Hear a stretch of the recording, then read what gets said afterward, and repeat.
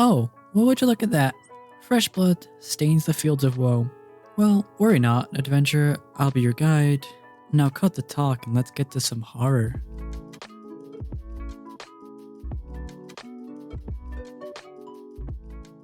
Now, this story didn't really get to become a full-fledged horror novel, but it has all the makings of one, had I let it evolve.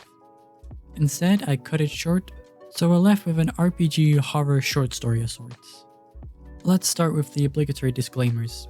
This is my first time writing here, and I'm not familiar with the format, so apologies in advance for any errors. Also, English is not my first language. That's okay. I've been running a D&D 5e Ghosts of Saltmarsh campaign for a group of my friends for about 3 years now. Scheduling conflicts and COVID destroyed our ability to meet up for a while, and playing online was not an option. The one time we did try it, it was a poor imitation of the fun we had playing in person. Thankfully, both work schedules and COVID are much better now, and we play once a month. Yes, it's as good as it gets between adult lives and 2 jobs, I get that. It was my first time DMing, and we got off on a bit of a rocky start, with me being extremely nervous, double checking everything and constantly backtracking at first. Most of my friends and other players were also newbies, so they were slow to get started with role-playing until they learned the ropes. The bright side of that, for me, was that they were so inexperienced, they thankfully didn't realize how crappy I was back then. Together though, we found a way for everyone involved to have fun and be as engaged as possible. But I digress. A few months ago, my husband, who also plays in this group, decided he wanted to make some dice boxes for the rest of the players. I do a bit of wood burning, so we decided to have a logo created about the group and decorate the dice boxes with that. I have a colleague who is massively talented artist, so I thought, who better? I commissioned artist, gave her a few pointers on themes. This is important for the rest of the story. I just told her the campaign takes place in a seaside town and the surrounding areas, so nautical theme for the logo. She makes the logo, sends it over. I love it. Dice boxes are made. Players receive them for Christmas. Everybody loves them. We keep playing D&D and enjoying ourselves. Now for the horror story part. I'm sitting at my desk at work a couple days ago, poring over my Excel sheets. It was my colleague who made the logo. I haven't seen artist in a while, since she works from home most of the time. She's just there to pick up some stuff, and she's brought her boyfriend over to meet me. Cue the boyfriend. Hi, I'm John. I've been wanting to come to this place for so long and meet you and learn about this mystery campaign and artist work that I've been hearing so much about. Not inviting myself to your game or anything, but here's this character I made.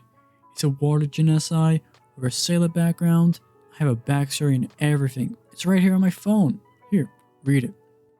At this point, I am so stunned I can't think straight.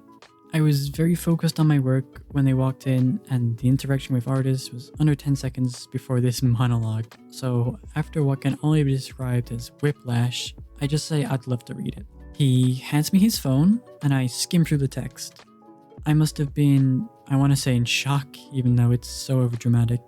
Then again, how do you explain the fact that I remember nothing, not even a class, out of this 2-page backstory that I was coerced to read while being watched? After a few silent, awkward seconds of me scrolling and skimming, I say the character looks really interesting and the sailor background would tie really nice with Saltmarsh, but do you like the character? You know, I'm an actor and a voice actor, so that would really help me roleplay my character. Pause. Okay,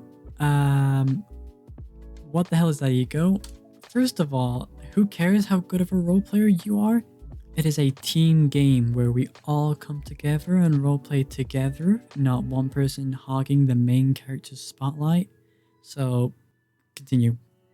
Most of my players are shy roleplayers, and it's taken a while for us to get here, with a lot of respect and effort from everyone at the table, consciously allowing others to take the spotlight and actively putting in the effort to RP. Now, this guy's energy, it's the complete opposite of what our game is. I've read enough RPG horror stories to be extremely wary who I play with for many reasons. One of which being that the dynamic of this group is precious and I want to protect it at all costs. I politely say that this group is not made up of coworkers, as he initially seemed to believe.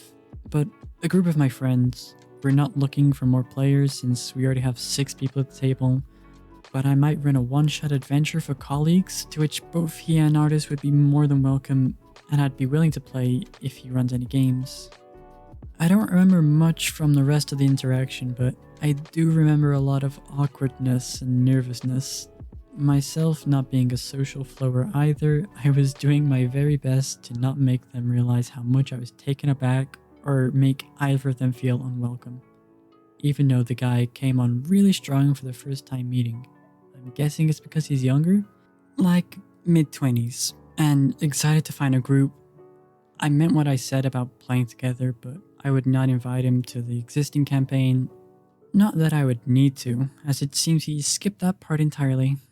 TLDR, guy learns from his GF that some random people play D&D, makes a character sheet, writes a 2-page backstory, has GF introduce him to the DM, and makes DM read the backstory in front of him, trying to insert himself into the game. Well, I'm impressed in you catching that so early. I know most people would just wave off a red flag like that for the sake of playing D&D. There's definitely a right way to go about this. Sort of a, hey, I heard you're running a game and I'd be interested if you had any slots open. Like that.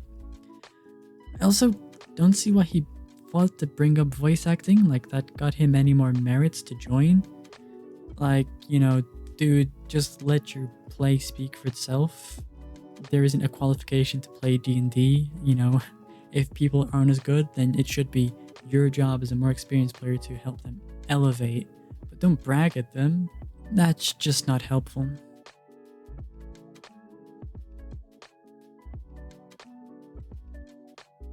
So I am honestly about to leave this group. This player is always an issue. He's passive aggressive, it's his way or he gets pissy and upset. He's left Discord calls when the group decides to do something he doesn't like.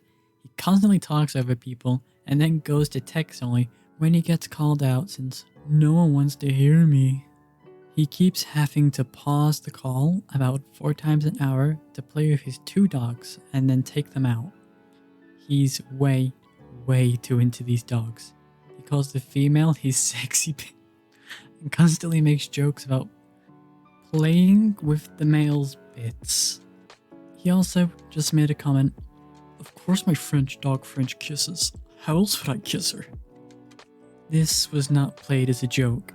I am incredibly uncomfortable with this. I'll be talking to the DM and server owner about this because I am fully convinced now that this man is doing bad things with his dogs. He's also made comments he's never found a human attractive. Okay. At first, I ignored his slightly dirty jokes about the dogs, but they are getting far more frequent and worse. It's getting to the point where I don't want to play with this dude anymore. Please leave. This is horrible. Oh my god. Yeah, either speak with your DM about either you leaving or them kicking him. If they don't kick him, you leave. Maybe call their local animal shelter and SWAT team. Arrest their ass. Holy shit. Good luck. But on a more serious note, if you're playing at a table that isn't willing to accommodate for your comfortability or the comfortability of players, it's not worth playing there.